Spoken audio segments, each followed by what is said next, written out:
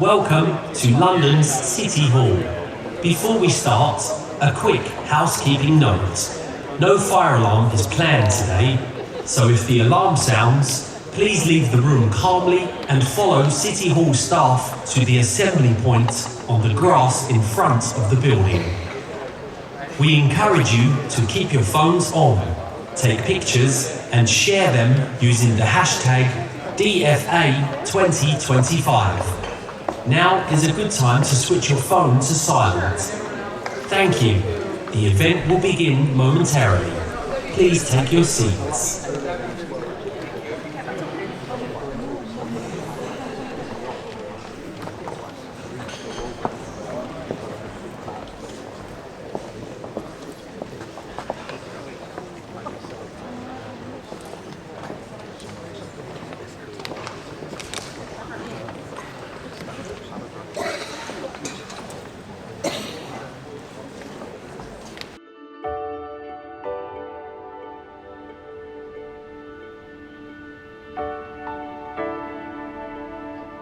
Thousands of people face impossible choices every day.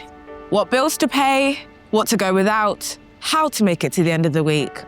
London is a city of contrast, history and modernity, wealth and struggle. A city full of energy, but also pressure. And for thousands of people, the cost of living crisis hasn't eased, it's just become normal.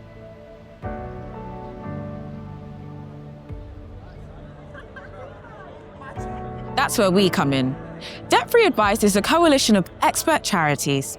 We're 15 organisations working as one, joining up local knowledge with a citywide reach, so that wherever someone lives, they can find support that's free, trusted and close to home. For 19 years, we've been a trusted source of advice for people under financial pressure, helping them understand their options, regain control and move forward with confidence. At the heart of all of it is our face-to-face service. With a network of over 30 free advice centres across the capital, we're rooted in the communities we serve, from Croydon to Camden, Newham to Hounslow. This is where most people start their journey with us, one-to-one, in person, with someone who listens and knows how to help. I'm a single mum and I've got several debts. I worried, The debt had racked up many years ago when I moved into my current property. Had a lot of debts piling up and I didn't have enough money to pay them off. I thought I need help. That's when I got in touch with Debt-Free Advice. Someone told me about Debt-Free Advice. I had a telephone appointment with a debt advisor and explained my situation. Couldn't believe why I didn't seek help earlier. I was able to get financial support towards my field debt. They helped me come up with a repayment plan. They put me on a breathing space scheme, a kind of payment holiday. So now I actually feel like I'm getting somewhere. That brought huge relief to me. It's just made a huge impact on my life. It's given me peace of mind. I was so glad I got in touch with them. Going to Debt-Free Advice was a lifesaver. We support people from every background, young people, parents, pensioners, key workers, people in work, out of work, or somewhere in between. And because life doesn't always fit neatly into a 9 to 5, we're available from 8 a.m. to 8 p.m, 7 days a week by phone, video call, WhatsApp, web chat, or in person. Advice that meets people where they are. In the past 2 years, we've gone even further, installing video advice kiosks in places where people are already seeking help. Whether it's at a job centre at Stratford, a GP waiting room, or a housing office, these kiosks give people a direct route to an advisor, early in the journey, before things spiral. They're not a replacement for face-to-face advice, just another way in. Here today at City Hall, we've come together to take stock of what we've achieved, how far we've come, and of the lives we've helped to change. But it's about more than reflection, it's about momentum. Because right now, debt advice is at a turning point. The demand is rising, the solutions are evolving. And what happens next will shape the future of support in this city. So we're stepping up, expanding our coalition, investing in new ways of reaching people, and opening doors that haven't been opened before. Not just to meet the moment, but to reshape what debt advice can be in the next decade and beyond. And as we head into our 20th year in 2026, it's not just a milestone, it's a turning point. This is what comes next. Supporting, strengthening, simplifying.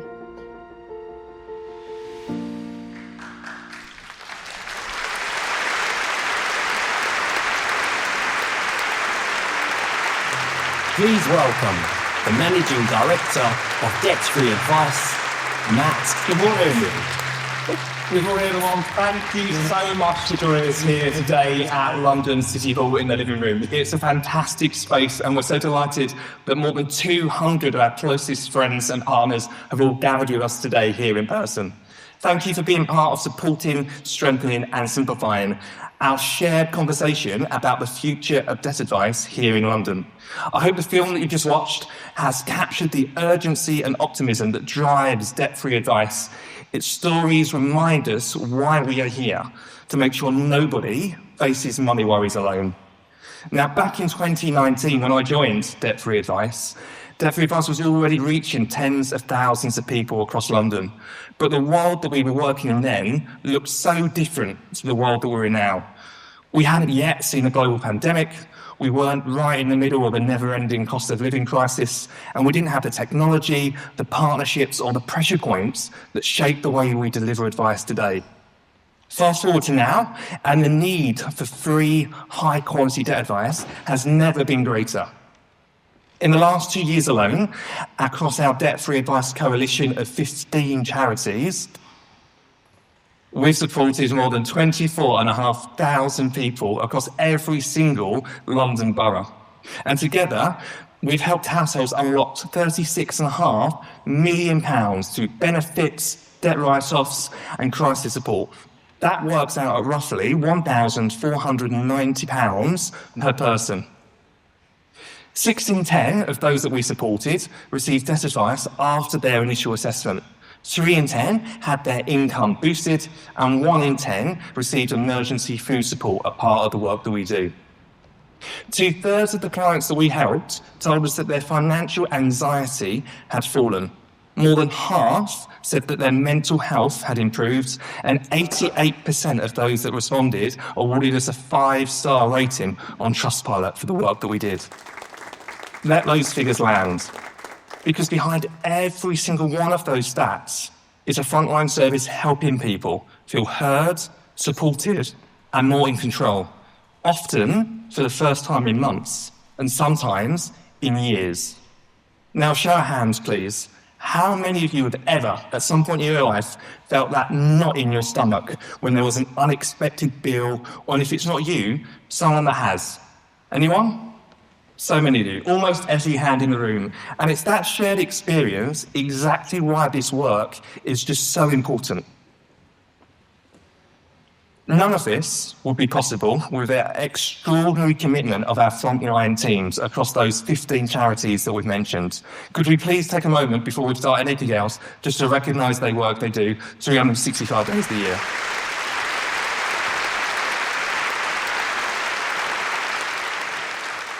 But to really understand why this matters, we need to look at the bigger picture. In April 2025 alone, London households are seeing such big rises across everyday costs. Thames water bills are going up by an average of £17 a month.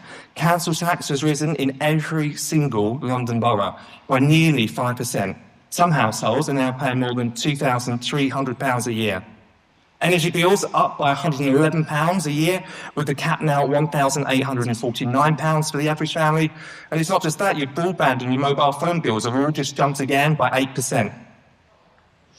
Now, it's true that the national minimum wage has also gone up to £12.21 an hour, and universal credit has seen a small increase too. But for so many, these gains don't match the rising cost of living. People are falling behind every day. And that's why our work is so vital. Debt-Free Advice are here for those moments.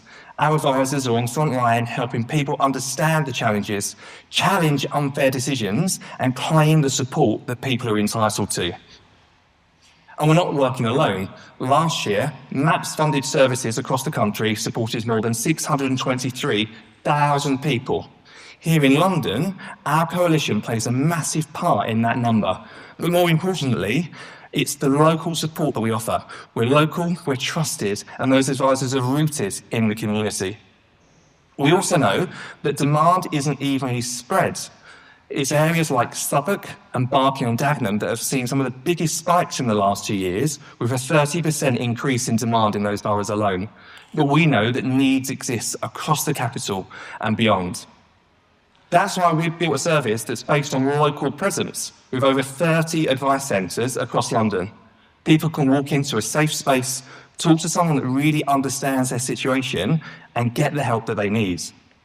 And when I visit the advice centres, whether it's the team at Barking or Brixton, and I did both of those yesterday, Islington or Ilford, I'm really reminded just how powerful that first conversation can be. For some clients, it's the first time they've told someone their full story. For others, it's the moment they start to breathe again. We know face-to-face works, but it's not the only way people want to access support anymore.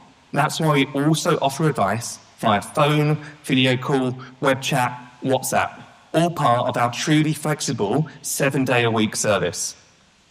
We've also introduced these video advice kiosks, which you may have seen when you came in this morning. We've been placing them in job centres, housing offices, hospitals, and even prisons. They're there to help people that reach us who wouldn't otherwise access that debt advice support. One of the most powerful examples of those kiosks is in HMP Brixton. It was installed just a few months ago, and we've already supported more than 100 people in prison through it.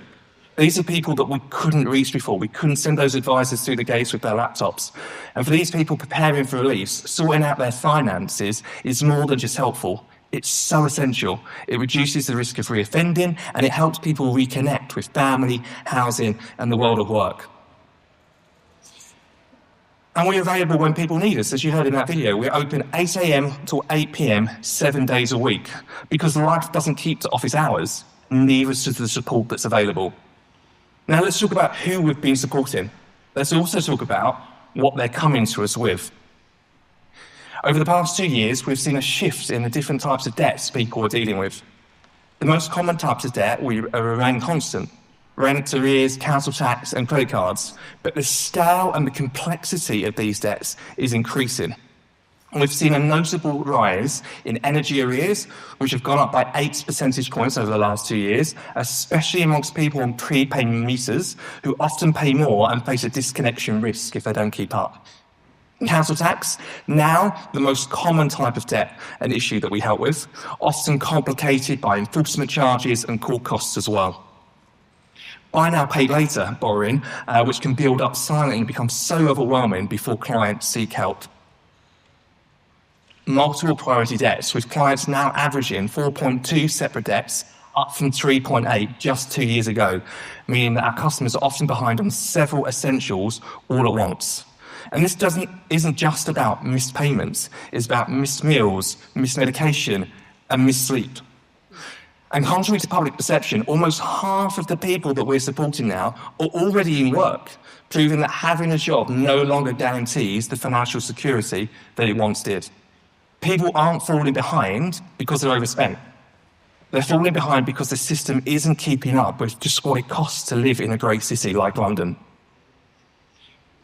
These changing debt patterns tell us so much. The average level of debt we now support is just under £16,000, up by more than £2,000 just 2 years ago. That's a 17% rise, showing that many people are coming to us later when problems have already escalated. They show us where the pressure points are. They tell us what kinds of support people need most, and they serve as a warning, because if we don't act early, we risk undoing years of progress in public health, housing, and financial resilience. Our clients are so diverse. They are people in work, people out of work, parents, carers, pensioners, people with long-term health conditions or unstable income, and almost half come from minoritized ethnic backgrounds. 1 in 3 is living with a disability or long-term illness, and many are in some of London's most deprived neighbourhoods. We're also working closely with the public sector. In the last 2 years, we've built or strengthened the referral links from GPs and NHS trusts, job centres and the Department for Work and Pensions, local authority housing and welfare teams, as well as schools and community hubs. And it's this kind of partnership that matters. And I'm so pleased that so many of our partners are in the room today, because advice doesn't sit in a silo anymore. It's part of that wider support system. And when debt is only part of the problem, we act. In the last 2 years alone, our team have made more than 3,000 onward referrals to other support services, from housing to mental health to welfare advice. That's how people tackle that full picture, not just the headline issue. Behind the scenes, and the behind the scenes working today, we're still open, our customer care team have triaged over 21,000 inquiries, making sure that every single person has landed in the right place, whether they've called, messaged, used one of those kiosks, or walked physically through one of our face-to-face advice centres. And while we're proud of that innovation, some things are staying consistent. Face-to-face advice remains the most common way people reach us first. For many, it's a lifeline, and we're investing in it alongside the new cool stuff as well. Crucially, in a recent in-centre survey, 96% of face-to-face clients told us that the advice helped them manage their money better. That's the kind of impact that you can feel and measure. From health to housing, employment, education, that's part of the fabric that is helping people stay afloat. And for every pound that's spent on this work, it goes a long, long way. For every £1 invested in debt-free advice, we deliver a minimum return of £6 in either gains for households or savings to the public purse. That includes fewer evictions, fewer emergency interventions, and less pressure on local services. And it doesn't just stop there. Clients tell us that the advice helps them feel more confident with creditors, better at budgeting, and more able to cope in the future. We've delivered all of this in the last 2 years where our standards for quality have remained high. We remain one of the top-rated services in the country, not just by our clients, but the people externally that audit our work too. And as we head towards our 20th year next year, we do so with evidence, impact, and with the people of London firmly at the heart of everything we do. If you're an MP or councillor in here today, thank you for coming. There's a strong chance that we've already helped people that live and work in your area, and we're working with your local teams to do even more. Everything that I've just shared, the results, the reach, that real-life impact is only possible because of the charities that make up this coalition. And for colleagues from across the advice sector, this isn't just about one model of delivery. It's a way of working that shows what's possible when we combine those local roots, really strong partnerships, and smart technology. We know that demand is rising, and we're ready to work with boroughs, MPs, commissioners who want to strengthen access, expand our provision, and build new pathways. Before we move on, everything I've just shared and a whole lot more is detailed in today's impact report, which you'll find in your delegate packs. It's yours to take home, refer to, and we really hope that you will. So let's talk about what's coming next, because everything we've just seen was about people and supporting people in crisis. This next chapter is about strengthening the service that makes all of that possible. I'm proud to announce today that we have secured funding to continue our debt-free advice service until at least 2028, meaning we'll be able to move confidently past our 20th anniversary in 2026 and keep building well beyond it. That long-term investment is made possible by the continued support of the Money and Pension Service, and that gives us something rare in this sector, stability. It means frontline roles can be protected, partners can plan ahead, and the support that they can rely on is still there, not just in times of crisis, but consistently, year after year. And it's not just about sustaining the service. We're also really grateful for MAPS for an additional investment of over £1 million this year to help us grow.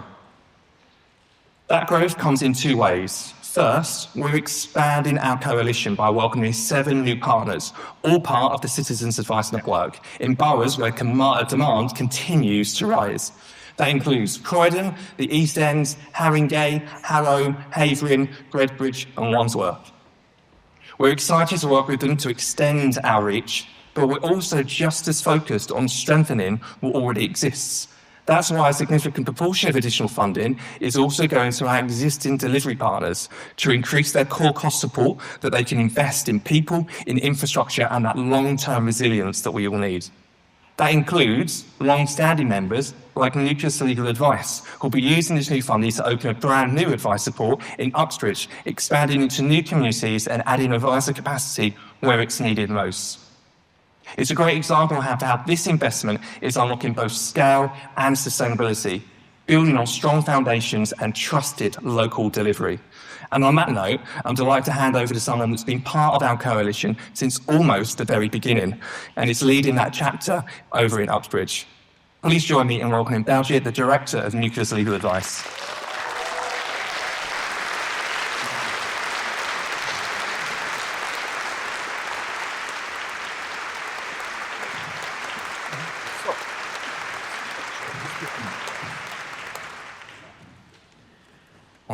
Let's see, I'm going to do it. There you go. Thanks, Matt. As Matt mentioned, I'm from Nucleus Legal Advice. We've been part of the debt-free advice family for a long time, over a decade I'd say. During that time, we've delivered debt advice in the holistic way that Matt mentioned, delivering benefit advice, immigration, housing, the full package to people living in Kensington and Chelsea. In recent years, we expanded to Ealing, and I'm really, really pleased about the work we're going to be doing in Hillingdon shortly. It came about because basically we were facing huge demand, people coming into our Ealing offices from West Drayton, from Hillingdon, asking for debt advice. And we turned around to our partners in debt-free advice, and we said, we're getting this extra demand coming in, and there's nothing we can do. We're meant to be delivering, and we're at capacity delivered in Ealing and in Kensington and Chelsea. And the great thing about debt-free advice is they did respond. And in the last 6 months, they come up with extra funding for us to actually expand our work with new partners in Hillingdon, people like Bell Farm who work with asylum seekers, who run a coffee morning service with asylum seekers. So working with good community organisations, people who are already delivering on the ground. Working with Age UK. And as Matt said, we'll be delivering in Uxbridge from around about 10 days, I think, from the debt team. We've already recruited and we're ready to go.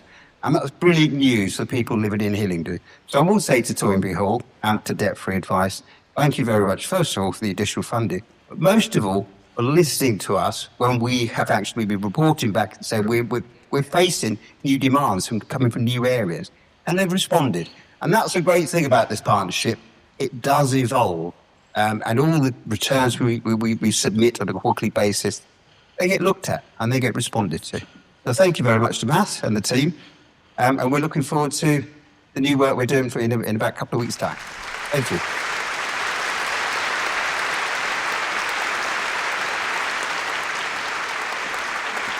Thanks so much, Baljeet. That's exactly what this investment is all about, right? More advice partnerships means more locations, that means more advisors and more way for Londoners to get the help they need, especially in places where access has historically been limited or that demand is rising and stretching beyond the existing services that we've been able to commission. And the growth isn't just theoretical. In the year ahead, we'll be offering 25% more appointments than we were able to in last year. That's thousands of more conversations with people who need support, thousands more journeys out of control and into control, out of crisis and into control even, and thousands more families breathing just that little bit easier because someone listens, someone helps, and someone was there. But growth isn't just about reaching more people, it's about reaching people who have been excluded for far too long. As you've heard, earlier this year we installed our very first video advice kiosk based in a prison over at HMP Brixton. In just over a few months, over 100 people have accessed that support, many for the very first time. Building on that, we're now looking across London and the South East and how we can support even more people beyond Brixton. I'm delighted to share today that we're in discussion with both the Ministry of Justice and the Money and Pension Service, exploring options on how we can expand and develop this pilot. We'll be testing ways to take this even further, combining those video advice kiosks, financial inclusion workshops, and new ways of connecting with our advice team. It's proven that with the right approach, advice can reach people inside, early enough to prevent arrears from escalating, and soon enough to make that real difference when they return to the community. In the year ahead, we'll be testing ways to take this further, combining that and making new ways of connecting with our advice teams. We can't share the full details just yet, but stay tuned for further announcements from us later this year. It's a powerful example of what's possible when innovation is driven by inclusion and when we work together to bring advice teams to the places it's needed most. So far this morning, we've talked about supporting people in crisis and strengthening the coalition that makes all that possible. Now I want to focus on the third part of our story today, simplifying the journey.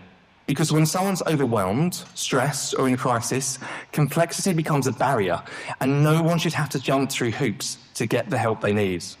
That's why we've been investing in smart, human-centered tools that makes advice easier to access and also really easier to act on. Today, I'm excited to share 4 innovations, some we developed and others we're enhancing, all designed to make that advice journey faster, clearer, and more joined up. First, in-kiosk signatures and feedback surveys. We're upgrading those video advice kiosks with 2 deceptively simple features: the ability to sign consent forms on the screen digitally and to leave instant feedback after the session. These are small changes, right? But in places like prisons or community venues, they save time, remove friction, and improve that client voice. Second, first steps. A faster, smoother way to begin the advice journey. Clients can securely share their financial information through open banking before the appointment, so advisors are ready to focus on solutions from the start, not the paperwork. Third, Client Connect, a mobile app designed around real client needs. From starting a video session to replaying advice later, it gives people more control and helps them stay connected between the appointments, all on their own terms. And finally, Moneypenny, our in-house AI assistant for advisors, because it's 2025 and if you don't have AI, it's not an event. It's built on trusted sector-wide guidance and shaped by the realities of frontline delivery, giving real-time answers during sessions, boosting confidence and improving consistency, and letting advisors stay focused right on the person in front of them. These aren't theoretical, they're all live, practical tools designed by and for the people who deliver and rely on them every day. Rather than attempting to do some live demos, which was a really scary idea, we've prepared a very short video to show some of these in action. So I'm going to pass over to Anne and to Casey.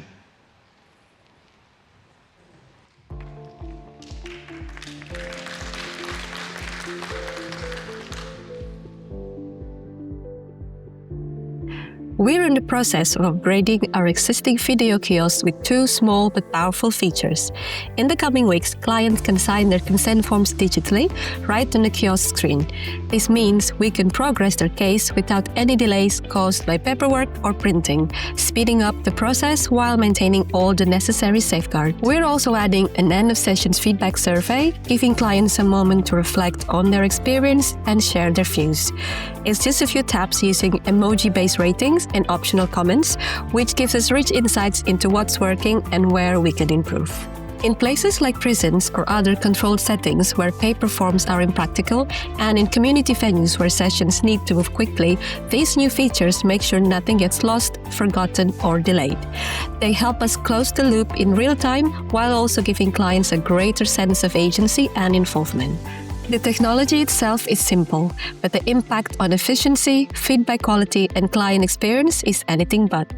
It's a quiet improvement, but one that reflects our belief that every step in the advice journey matters.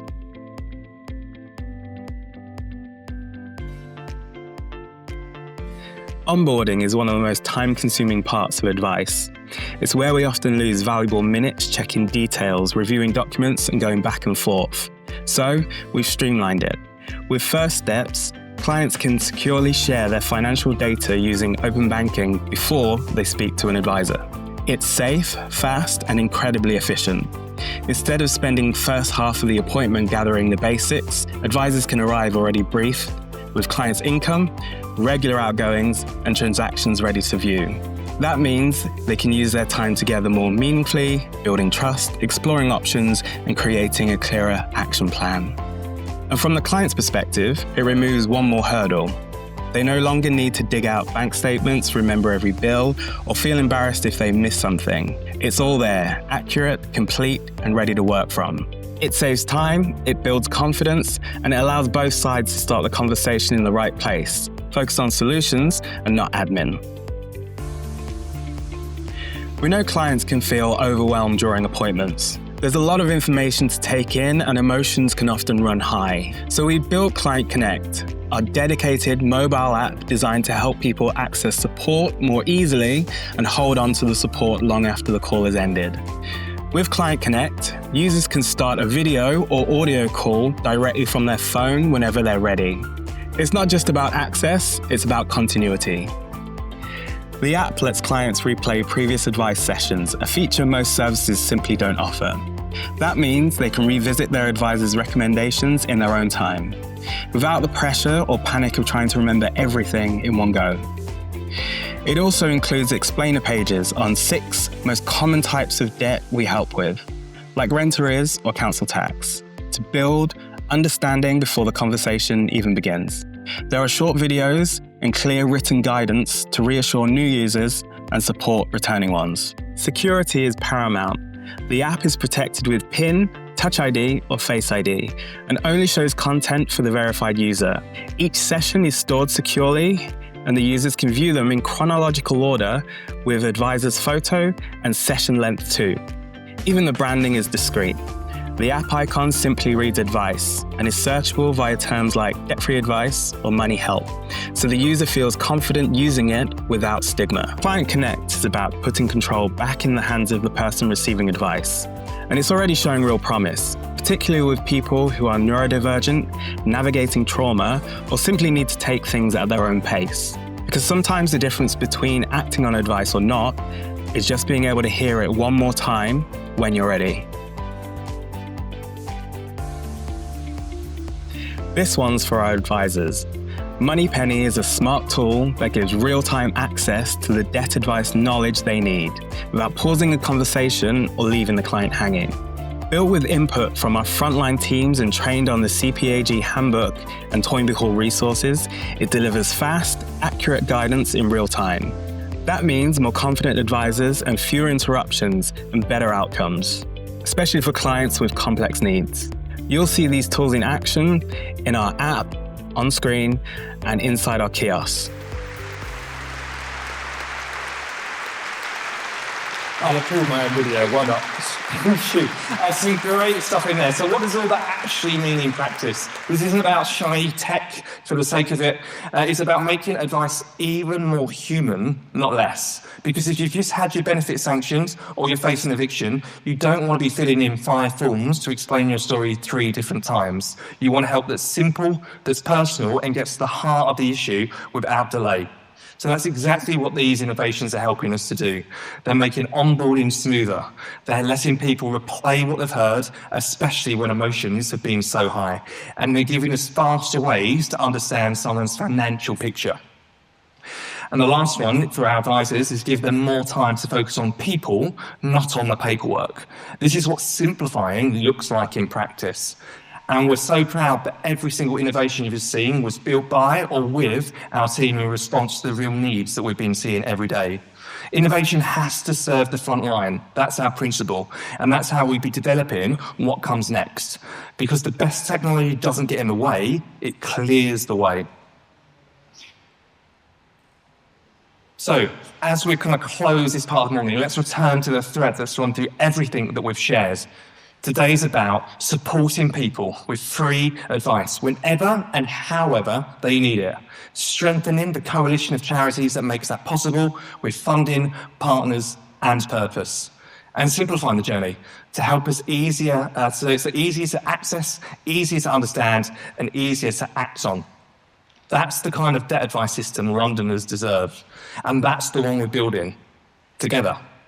Now, we're going to take a step back. Thank goodness, I was really nervous about that speech. 30 minutes non-stop. And we're going to pass over to a panel discussion that reflects on what we've heard and asks, what's next for debt advice in London?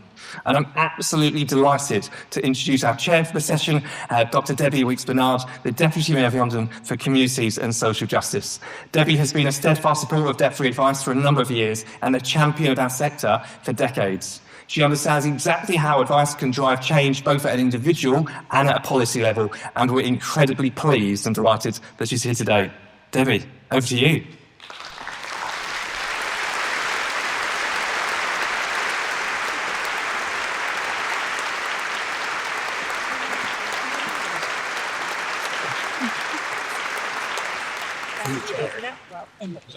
Got that. Seamless. Morning, everyone. Thank you so much, Matt. Can I ask you all to just join me in just giving another round of applause to Matt for that 30 minutes?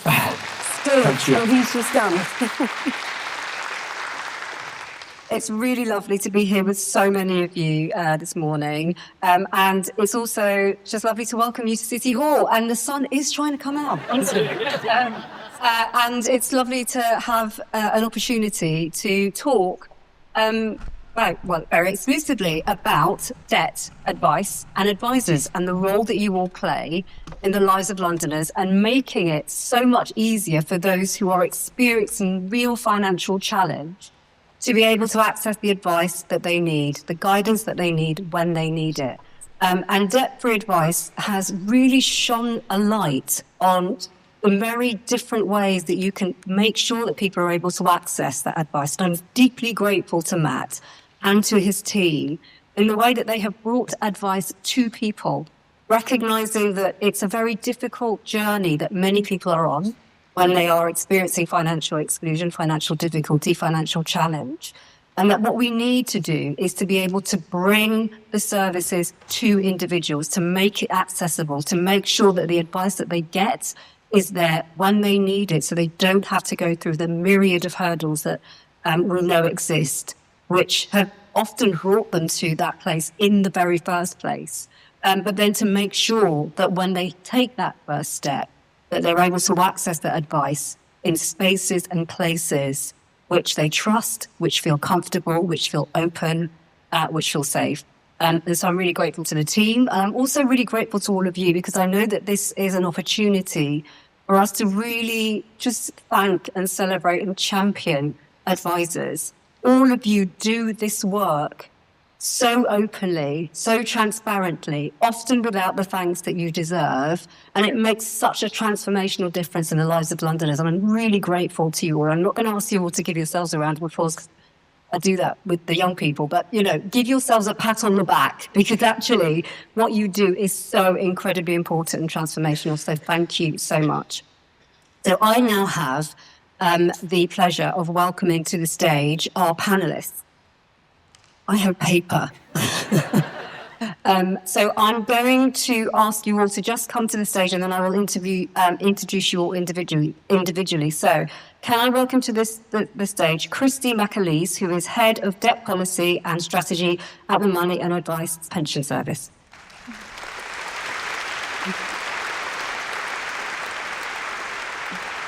Can I also welcome to the stage Ruth Taylor, who is the Director of Funding and Impact at Guy's and St Thomas's Charity. Thanks. I'd like to also welcome to the stage Charmaine Best, who is Head of Delivery at Switchback.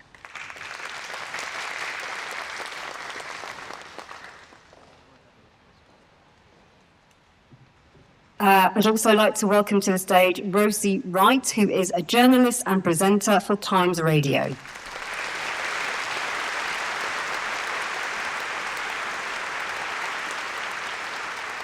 Also would like to welcome to the stage Owen Willis, who is a financial content creator and TikTok influencer.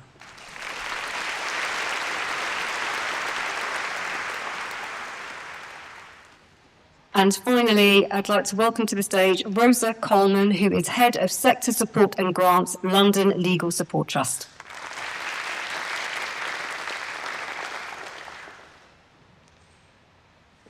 So before I just take my seat and start asking questions, I'd just like to tell you all a little bit more about these wonderful panelists we have here with us. So Christy, first on the stage, leads the National Strategy on Debt Advice at MAPS.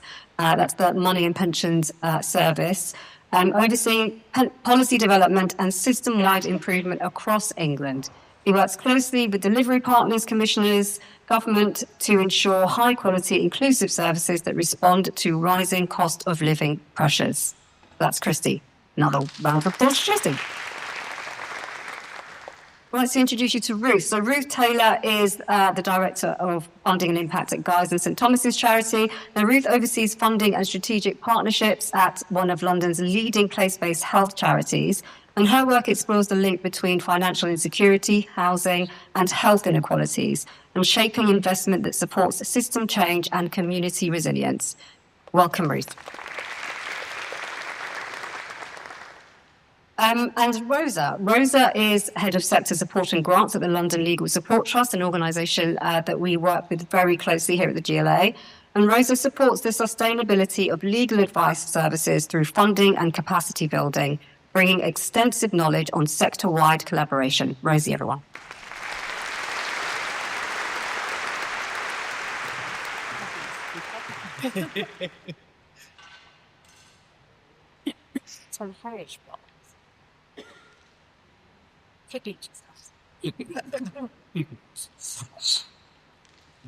Charmaine. So Charmaine Best is Head of Delivery at Switchback. Now, Charmaine is a highly accomplished leader, over 2 decades of experience across the criminal justice, public and third sectors. She's currently Head of Delivery at Switchback, leading frontline services, supporting prison leavers, ensuring their transition into the community is both supported and sustainable. And her expertise lies in transforming services, managing complex risks, and aligning operational delivery with strategic objectives and funder requirements. That's Charmaine. Rosie, who is a journalist and presenter on Times Radio, she brings news, interviews, and insight to a national audience on her breakfast show. She's covered major social policy stories and interviewed senior figures across politics, public services, and civic life. Rosie offers a media perspective on how debt advice and financial hardship are framed in the public debate and the role of journalism in driving social understanding. That's Rosie, everyone. And finally, Owen Willis, who is a financial content creator and TikTok influencer. He uses TikTok and Instagram to break down personal finance topics for younger audiences. With a fast-growing following and partnerships across the sector, his content demystifies budgeting and credit for people who may not access traditional advice channels. Owen brings the voice of lived experience, digital innovation, and authentic engagement to the panel. Owen, everyone.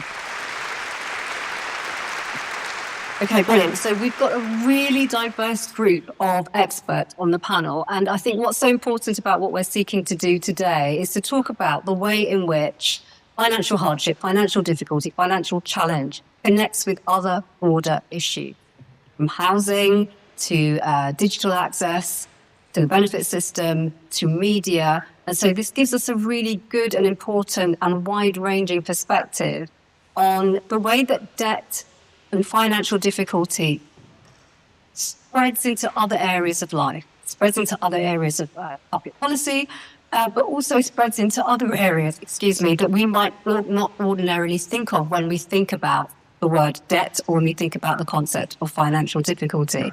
And I think what's so interesting is that all of our experts here are going to help us to think about that broad way in which all of these areas intersect and why partnership work is so incredibly important for us to be able to really drive down those barriers that prevent people from being able to avoid debt in the first place, but also being able to navigate their way through it as effectively as possible. So I've got a couple of questions for our panelists, and I'm going to start my first question with Christy. So we've heard from Matt really eloquently about the scale of need in London and how it's growing. From your national vantage point, how do you see the sector evolving? And what will it take to deliver sustainable, inclusive services in the years ahead? Thank you for that question. A really good question. I think for me, it's one word. It's collaboration. It's why we're here today. As Matt has said in his speech, we're seeing rising complexity and rising demand for services at the same time. And I think that is going to require all of us to think about new and different ways of working.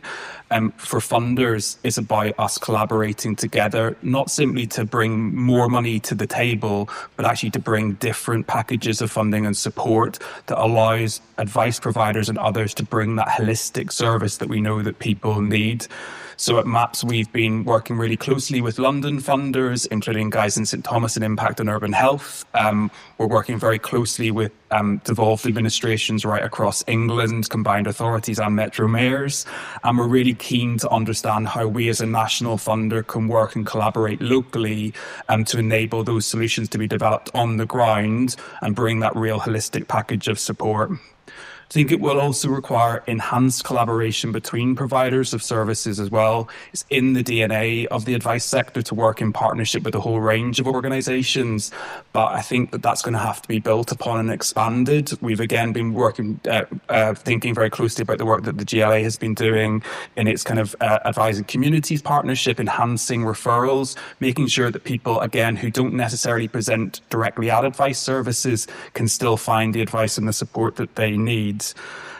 It will also be a collaboration between the sector, funders, and the wider financial services sector to reduce effort. We know a lot goes into supporting people to get the information they need to get good, timely, high-quality advice. A lot of time is spent by people in debt on the telephone, speaking to utilities companies, to other organisations, other parts of government, simply to get confirmation of how much money they owe, either being done by the person in debt themselves or the organisation that is advising them. And we're really keen to reduce that effort. So using MAP's role as part of government to broker different relationships so that information can be shared more broadly. And then we're also really keen as a funder and commissioner ourselves to collaborate as we move forward, thinking about the next phase of community-based services for England. That's done as a collaboration between MAPS and the sector. It's not about us imposing our requirements, it's about really understanding and working with local organisations, both to design those services in the first place and then how they're delivered ongoing. So the services that are delivered in Hounslow won't look at the same as Hull. They'll be underpinned by quality, being free to access, but will be different and designed by the needs of local people. Brilliant. Thank you so much, Chrissy. Brilliant answer. And I think really demonstrates that need to do that coalition and partnership working in order to bring down many of those barriers and prevent all of those, I guess, to save time as well as remove those barriers. So thank you so much. My next question is to Ruth. So we already know that there is a very clear link between money worries and health inequalities, and that has come through in the impact report. What's your place-based work revealing about the intersection between debt and health outcomes? Yeah, sure. So a great question, and you've already highlighted that this is something that we already know quite a lot about. So at Guy's and St Thomas's charity, we have invested quite extensively over the past few years in supporting Guy's and St Thomas's NHS Foundation staff with their financial health and wellbeing. And we've done that alongside a wider suite of work that's been going on for a long time about staff wellbeing, because we know that staff, when they're healthier, when they're happier, when they're fitter, both in mind and body, they're able to provide better care to Londoners and to the people who are in hospital. So what we've seen is that we were hearing from psychologists who work with staff that one of the main things that was coming through for people was debt and money issues. And that was why they were coming to this team of psychologists. And the psychologists weren't equipped to then provide that support with money advice. And that was one of the reasons this project came about. So we know that also the people working in the hospital who are most likely to be vulnerable to financial shocks are often those who are in the lower paid roles, who are lower banded. The Trust pays a London living wage, but as we all know, that's not high enough in this current cost of living situation. So we've seen that those are the staff who are most likely to be going off sick, who are also most likely to have multiple jobs, and that their money worries are an additional thing, as well as systemic issues like structural racism, access to care outside of the hospital and outside of their work environment. So we've seen this really interesting intersection of like their health, their work, and of their money worries. And what we've been experimenting with as well with Toynbee Hall is whether the workplace is a good place to enable people to access that advice by meeting them where they are. Thank you. That's brilliant. Sorry, that's brilliant. And I think one of the things that you've clearly demonstrated is how important it is to take that leadership, I think, as an institution in recognising those links for your staff. And the importance of ensuring that you're doing all you can to make sure people are able to show up for work as ready as they are, both mentally and physically. And it's I think it's one of those things also. I mean, I know we're talking a lot sort of politically about growth and productivity, but a productive workforce is a happy workforce.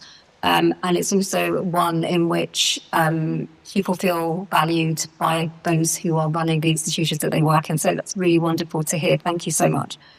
My next question is to Rosa. So Rosa, we've seen that debt really exists in isolation. There's all sorts of issues which impact upon debt occurring. And it's often tied to housing, to benefits, and to legal challenges.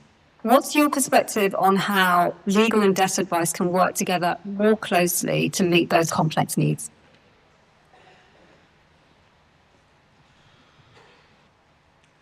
Thank you, Debbie. I think it's interesting because it's a point that Matt touched on earlier as well, that intersection between debt with so many other overlapping issues. And I think often someone might present looking for support for a debt when actually in reality the underlying issue is a housing concern, or it could be an employment issue, or it could be related to their health or their mental well-being. And similarly, someone might present with a housing issue when actually the underlying cause of that housing issue is a debt. So I think it's really important to keep in mind that legal advice and debt advice need to go hand in hand when we're supporting clients, especially those who present with more complex needs. I think there's really good models out there already of how advice organisations are doing that, partly through the Debt-Free Advice Coalition that we've seen. But we need to find more ways that frontline delivery partners and community partners as well can collaborate, can share space, can have time to share their knowledge and their understanding of their clients as well, to try and improve that process and really keep the people at the centre of the service that's being offered. Obviously, to do all of those things, we know that people need money and time. And I think that's sadly what a lot of it comes back to is funding, to give people the space and ability to be able to invest in partnership working and invest in collaborations cross-borough or in smaller micro areas, so that people can really support their communities with the help that they actually need.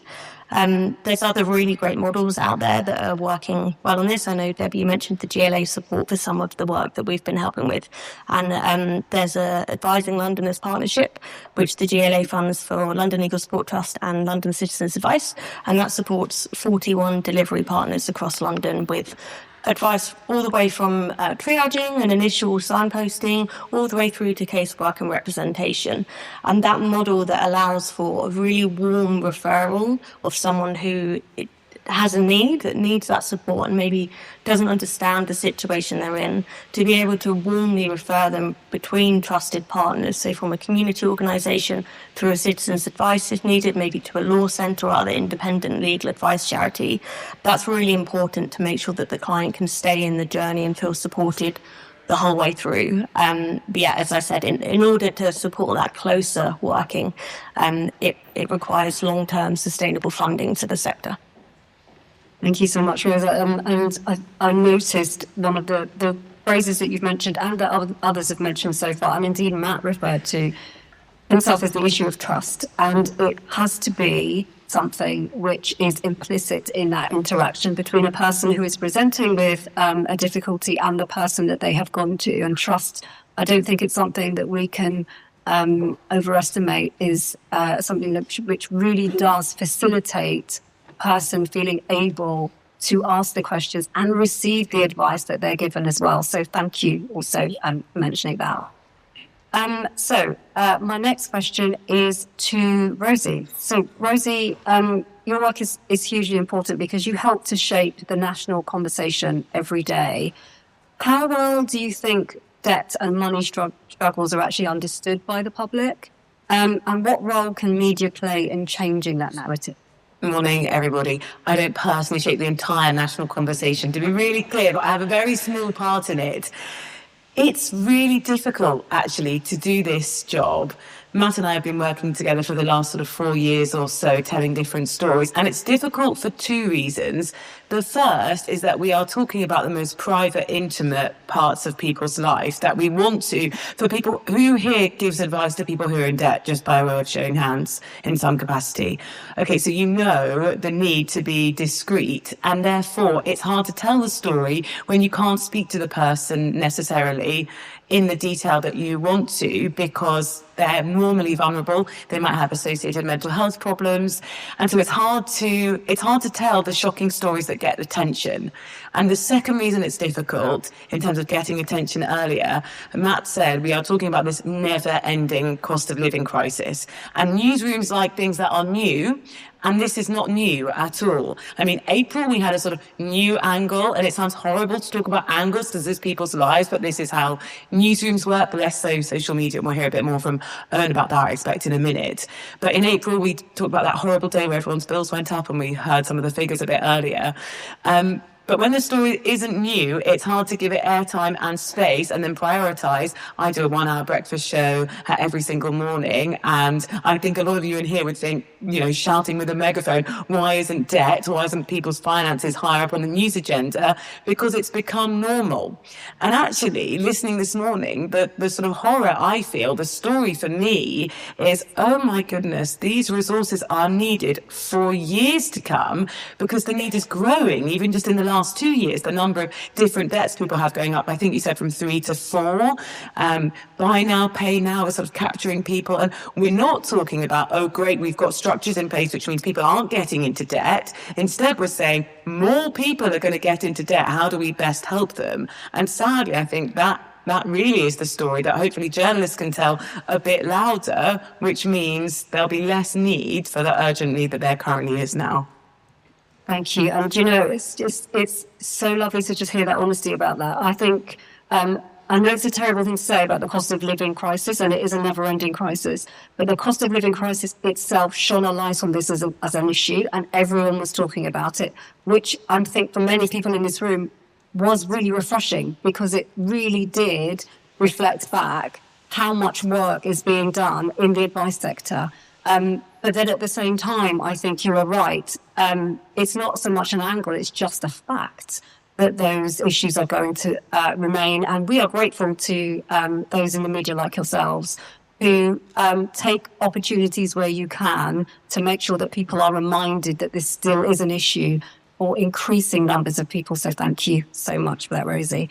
And to Owen, so your content reaches thousands who might never walk into a traditional advice service. What are people telling you about how they're experiencing debt or managing their finances? Well, this is a lot scarier than talking into the back camera of my phone, that's for sure. But it's interesting, Rosie, that you say about debt has now become normal, because I think for young people, debt is now normalised almost to the point of humour. We talked about buy now, pay later schemes. Because they're pink and it's in an app, finance is now much more accessible than it ever was before. It's not like you're not down to go into the bank and apply for a credit card. You just download an app onto your phone. And yet people don't really understand the long-term financial implications of that. What starts as maybe splitting the cost of your TV into 3 payments, suddenly you're splitting the cost of your Tuesday night Domino's into 3 payments, which is really damaging, not just for your financial health, but for your psychological health as well. Knowing that is so accessible to you is really dangerous, and a really slippery slope that young people aren't particularly aware of the consequences of that. That was a quick answer. Thank you so much. It was a quick answer, but it also, I think, when you said spreading the cost of your dominoes, I'm sorry, I'm such an old woman. I just sound really fainted. But actually, that ease with which you are able to access finance in that way is really worrying and upsetting. And I think what is useful is that you are able, through the various platforms that you are on, to make sure that people are aware of the fact that this is a slippery slope, and what we need to do is to be completely cognizant continuously of what that could do. Okay, so I have another question for Christy. So we've heard today about the potential of tech and digital integration. So I think all of those tech advances that Debt-Free Advice have put forward to try to make advice more accessible is brilliant to see. And it's really important. I think Matt said about embracing AI, because there's lots of us who are screaming from it, but it's really important to address it and to embrace it. How is Matt's thinking about enabling innovation while ensuring that no one is left behind? Thank you. Another really great question. So I think probably the best example of our thinking is the work that we've been doing on our debt modernisation fund. So this is a funding stream that we piloted in 2023 and then launched fully last year. It was £1.5 million of funding, largely ring-fenced for free to advice organisations in the community sector, and made grants available of between £10,000 and £25,000. And we saw a really broad range of different types of innovation under that scheme. So again, as everyone's mentioned, use of AI for case recording, so that advisors don't have to put in all of that effort to transcribe case notes afterwards and kind of have the notes and things produced for them. We also supported the rollout of the kiosks, so making advice more accessible and more available in places which normally it's difficult to do co-location. But actually the funding also focused on the fundamentals as well. So I think sometimes when you hear funders talk about innovation, I can sort of see advisors slightly roll their eyes because we're all preoccupied with the shiny new thing and not really about the fundamentals of their day-to-day work. So actually a lot of the funding went into organizations purchasing new laptops, updating their telephone systems, soundproofing rooms so that they can have those really confidential conversations in different places and spaces as well. So kind of, again, bringing in that trust that someone knows that when the door is closed, they're not going to be overheard. And that really is the approach for us. We don't want to be, as a funder, kind of coming in top down with our solutions and our requirements. It's really, again, about the organizations on the ground telling us what they need and us providing the kind of funding that then makes that happen. So really that is our vision here, is about, raising the ceiling and raising the floor at the same time. Yeah, that's. Thank you so much for that. I think what is important is about recognising that we have to use the tech at our disposal to make that journey more seamless and the process more seamless and also safer. So soundproofing, it sounds so simple, but actually it's not something that's necessarily always there and readily available. So thank you so much for sharing that with us. Charmaine, so your work supporting people leaving custody really offers a powerful lens on exclusion and resilience. What role does advice play in helping people to rebuild after release, and where does it fall short? Thanks, Debbie. Morning, everyone. So we know that people who are in the criminal justice system, specifically in the prison system, they have a strong history usually of trauma, of poverty, of financial deprivation, of systematic disadvantages. And it's so important that when people are in prison, they're facing a storm of challenges, which may be related to homelessness, it may be related to unemployment, it may be related to substance misuse. It's so important that these people have good advice, that the advice is timely, that it's accessible, and that it's also efficient. We currently know that our justice system is broken, that the prison system is overstretched, that there is a shortage of staff, that there is a population crisis. We also know that the probation service that is there to rehabilitate people post-release is also suffering from being under-resourced and also being understaffed. So it's so important that the advice that people receive in prison, it can bring hope, it can bring clarity into a place which is sometimes very chaotic. There are a few reasons why I believe that the advice people in prison receive is falling short. Some of those reasons, when we think about people who are in prison, we know that more than half of them are neurodivergent. More than half of them have undiagnosed neurodivergent needs. 57% of people in prison have a reading age of less than 11 years old.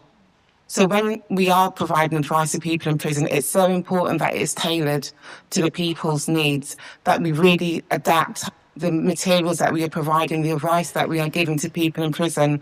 Otherwise, it's like giving someone something in a foreign language. It's not accessible to them. It's not understandable to them. I'd also really love to see more coordination of services. If you ever go into a prison, and I don't mean to the visitor centre, but if you actually go onto the wings, you'll see an array of information on the walls, but they're not tailor-made to the individual. Someone leaves prison with a pamphlet, with loads of pamphlets of information, but they are not individualised to that person needs. And you often notice that people who have left prison, they are seeking help from organisations, but they've contacted the wrong organisation because they don't know who to go to for that exact help that they actually need. So providing advice to people in prison is so much more than just the advice. It's about giving that person the hope. And as Matt said, it will also help to think about reoffending and helping that person to resettle back into their community.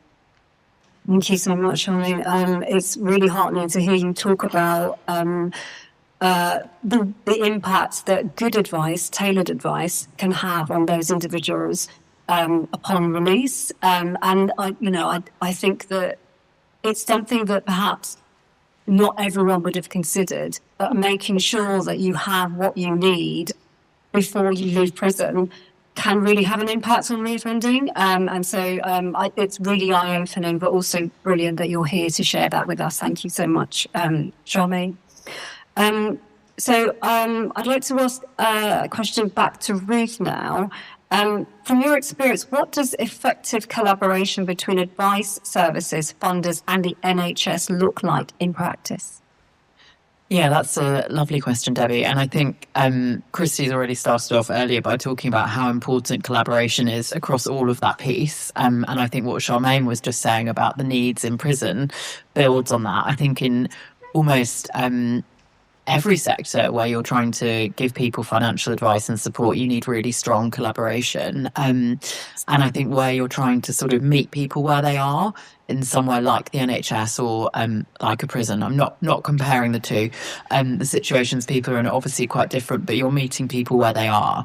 And I think that's one of the things that we've learned from this is the importance of meeting people where they are in that collaboration, and also of involving the people who we're trying to support. So we've done quite a lot over the past few years at Guy's and St Thomas's Trust of co-design. So engaging with people, trying to find out what do they really need. So the Trust, before we started this work, the Trust did have and does have an existing financial support offer, but it wasn't being very well used. It wasn't meeting people's needs.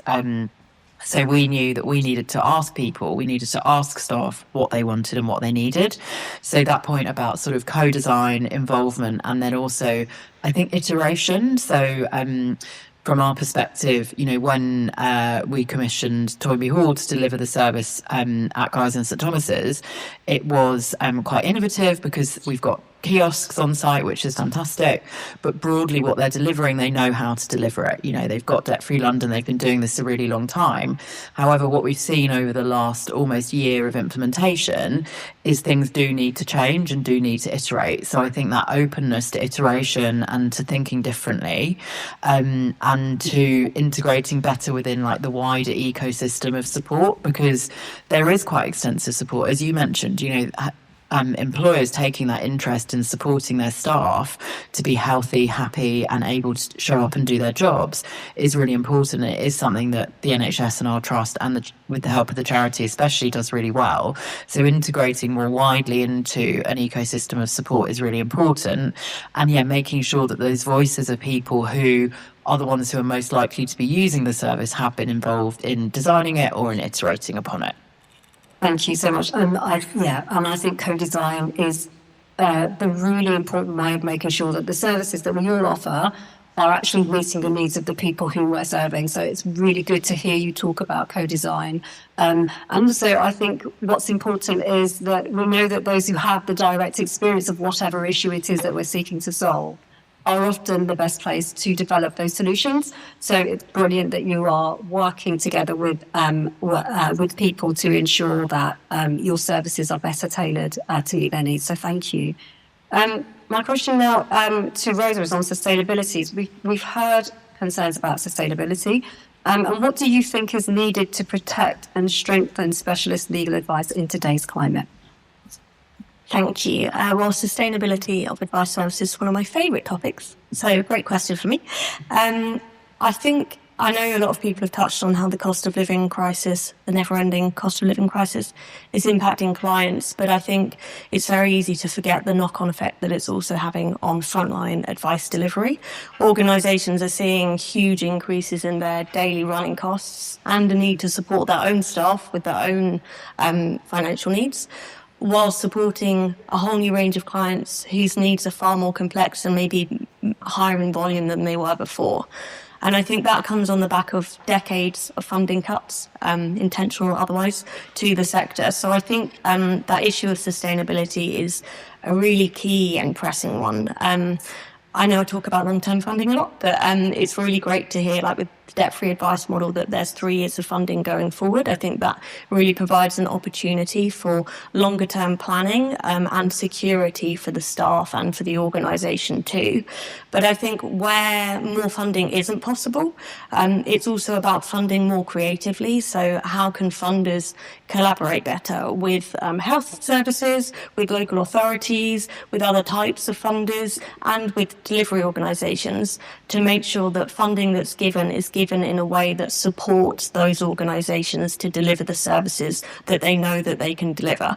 That might involve reducing the bureaucracy around it. That might involve reducing reporting requirements or lowering targets maybe if the same level of funding isn't available. And then the other thing that I think is interesting to note is we support a cohort of, in London, around 40 specialist free legal advice charities with an annual small grant and then wraparound organisational development support. And we survey them every year. And every year they say our biggest risk is loss of funding, understandably. Last year, for the first time, loss of staff and inability to replace them overtook loss of funding as their key concern. And I think many in the sector will know that recruitment and retention is a huge issue, and staff are the most valuable resource to the advice sector. So if we're losing them, then that's something that's really going to impact sustainability and really undermine the ability to protect and strengthen the advice services that are there. There's a lot of work happening in the sector to try and tackle that. The Advice Workforce Development Fund programme is a collaboration between many London funders, frontline organisations, GLA and many others in trying to find solutions to these workforce issues.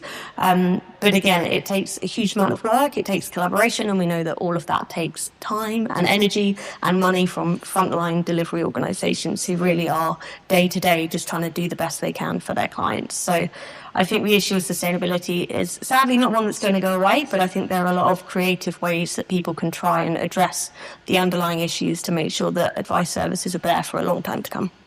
Thank you so much. Yeah, I mean, I completely agree and understand the issue about funding and sustainability. And I think at last count, the funding gap in our advice, and we've got a great advice sector here in London. It's one that we champion here at the GLA an awful lot because we know the impact that you make. But I think it's around £13 million is around, I think, the gap. At last count, it may have grown and probably has, now that you've talked a lot about the workforce.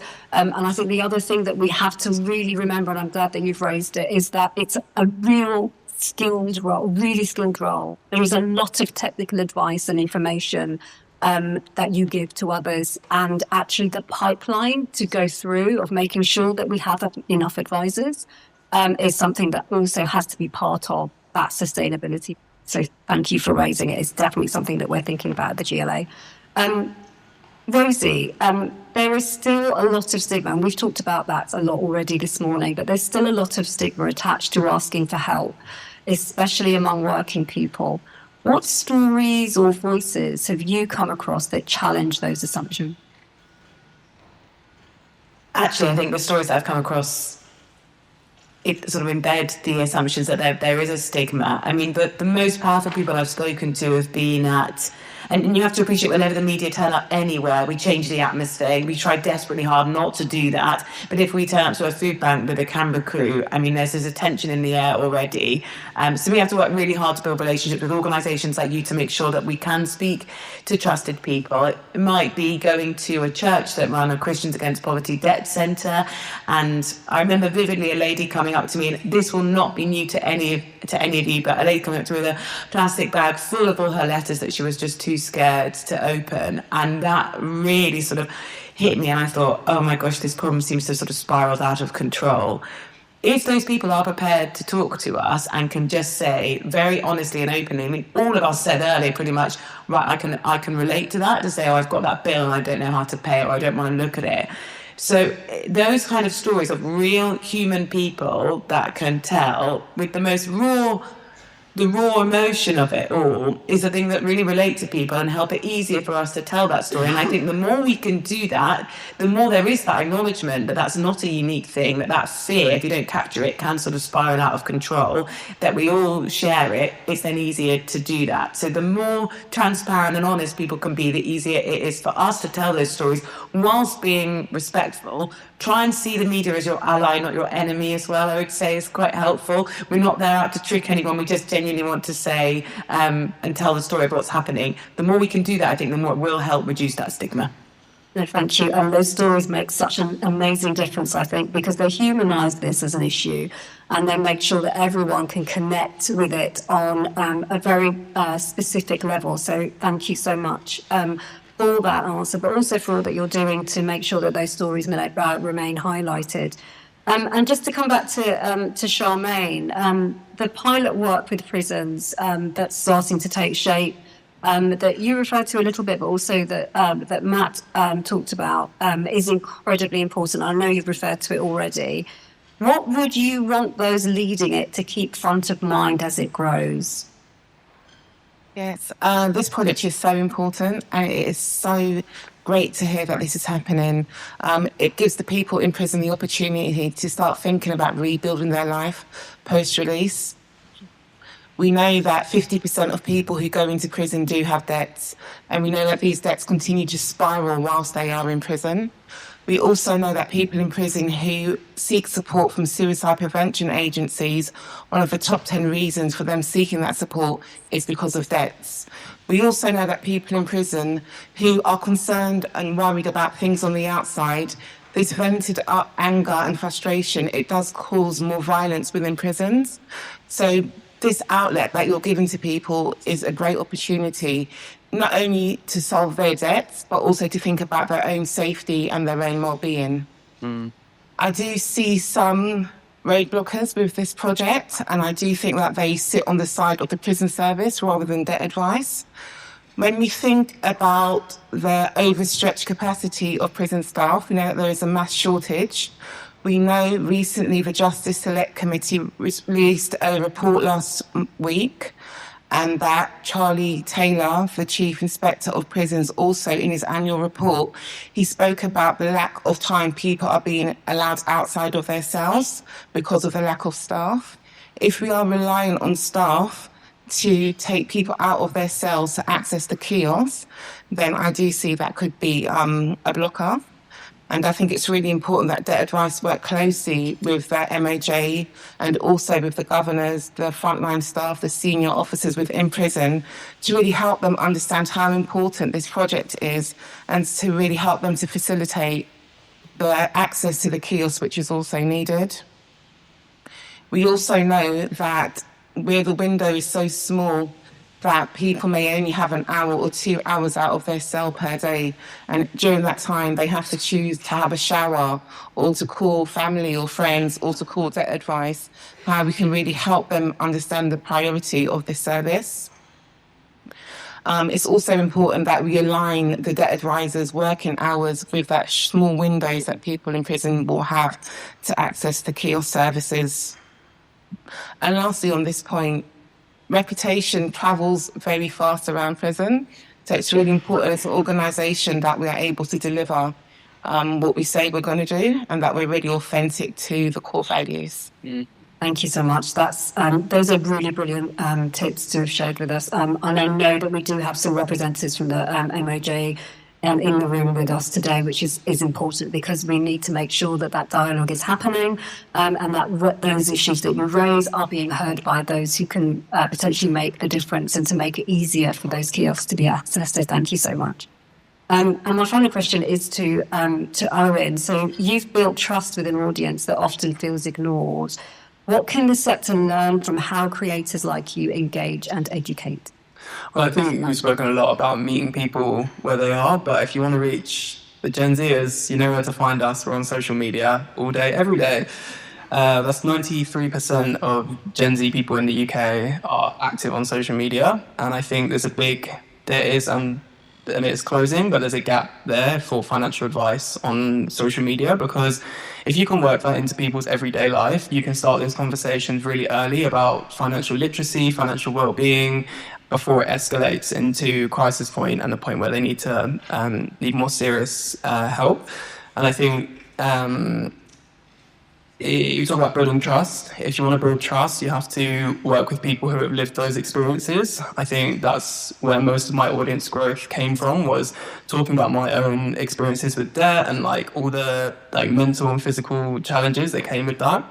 I think it's really important if you're working with a creator, to make sure that they have lived those experiences so that they can talk openly and honestly. I've actually worked as Citizens Advice a couple of times over the past few months, and that's because when I was in trouble and I really needed the help, they were my first port of call. So when I was working with Citizens Advice, I was able to actively promote their service from an honest perspective, because I knew what a lifeline that was for me when I really, really needed it. Rather than talking about a service that I've never used or I don't know anything about, I think that's where you can really build trust with people through social media. That's brilliant. Thank you so much, Owen. And you've referred to that issue of authenticity, which Charmaine also mentioned, and that is about talking about something that people have experienced. Lived experience is hugely important for groups of people who may not have that level of trust, who may be fearful, who think that this is not something for them. So thank you so much for that. And can I ask you all now to join me in just thanking our panellists. It's been a really rich conversation. And so join me in thanking Christy, Ruth, Charmaine, Rosie, Owen and Rosa, and for the expertise that they've shared with us this morning.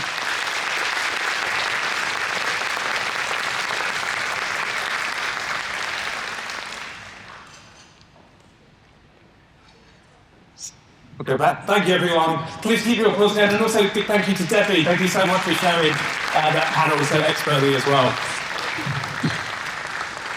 Thank you. Thanks so much. That was a really brilliant discussion, really thoughtful, practical, and exactly the kind of conversation that we'd hoped would spark at today's event.